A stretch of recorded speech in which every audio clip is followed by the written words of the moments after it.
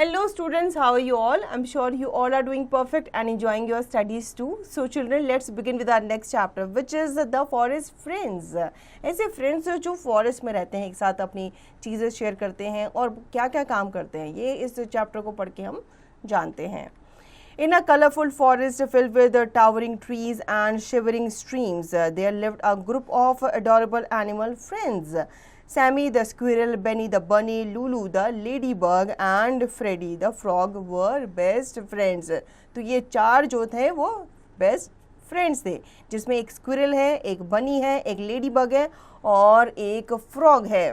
One sunny morning they decided to have a picnic by a sparkling stem. They packed tasty snacks and set off excited for their adventure.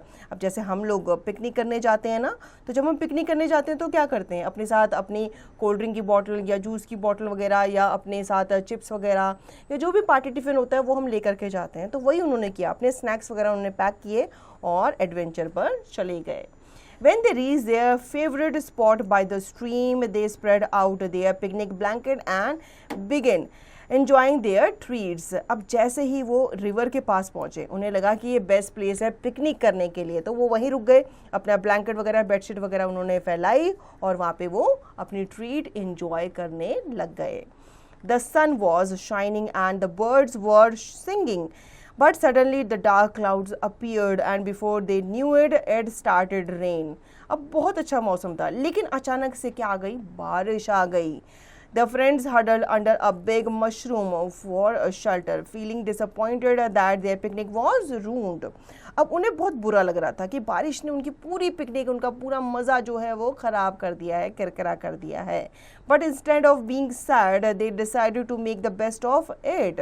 लेकिन sad होने की बजाय उन्होंने क्या किया? Sammy pulled out his acorn whistle and played a cheerful tune. Benny hopped around, doing funny little dances that made everyone laugh. Lulu fluttered her wings and sang a sweet song, while Freddy croaked along with his deep voice. अब उन चारों ने अपने अपने level पे, अपने अपने तरीके से जो रेन है उसे एंजॉय की. Soon the rain stopped and a beautiful rainbow appeared in the sky. The friends looked at each other and smiled, realizing that even though their picnic plan has changed, they still had fun together. अब जब बारिश ख़त्म हुई, पूरी तरह से finish हो गई, तो उन्होंने सोचा कि चलो हमारी पिकनिक जो है वो हमने क्या किया, अच्छे से एंजॉय किया. भले ही बारिश आ गई, हम जो हम प्लान करके आए थे घर से वो हम नहीं कर पाए, लेकिन फिर भी हमने अपना पिकनिक या अपना जो डे है वो अच्छे से स्पेंड किया एक साथ मिल कर के. From that day on, whenever it rained, the friends gathered under the big mushroom for impromptu picnics and musical concerts, cherishing the joy of friendship and nature. तो अब उन्होंने क्या डिसाइड किया, अब जब भी रेन आएगी हम सब के सब गैदर होंगे एक मशरूम ट्री के नीचे और हम क्या करेंगे, म्यूजिकल कॉन्सर्ट वगैरह करेंगे, गाने गाएंगे और डांस भी करेंगे. Let us speak, look at the pictures and speak the words given in the boxes aloud. जैसे कि loud rocket, cold milk, big boat, sweet gum and shiny boots. Let us listen. Adjectives क्या होते हैं? An adjective is a word that describes a noun or a pronoun. तो आपको adjective के बारे में पता चल गया, ये noun या pronoun को क्या करते हैं और अच्छे से describe करते हैं. Example, Jane is a clever girl. अब Jane girl है, लेकिन कैसी girl है? Clever girl है. Here clever is an adjective and it describes Jane. ठीक है, तो clever यहाँ पे क्या है, adjective है जो Jane के बारे में बता रहा है कि उसका nature कैसा है, clever है.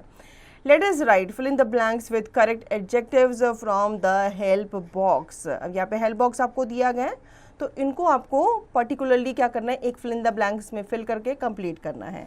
जैसे this is a dash park. अब पार्क कैसा होता है, ब्यूटीफुल होता है ना, ठीक है, तो आप यहाँ पे ब्यूटीफुल पार्क लिखेंगे. The hat is dash in colour. अब यहाँ पे आप कलर लिखेंगे, कैसे है वो हैट, कलर में वाइट कलर की है, तो आप यहाँ पे वाइट लिखेंगे. The ball is very dash, कैसी है, स्मॉल है, ठीक है, तो आप इस तरीके से इन वर्ड्स की हेल्प से इन फिल इन द ब्लैंक्स को कंप्लीट करेंगे।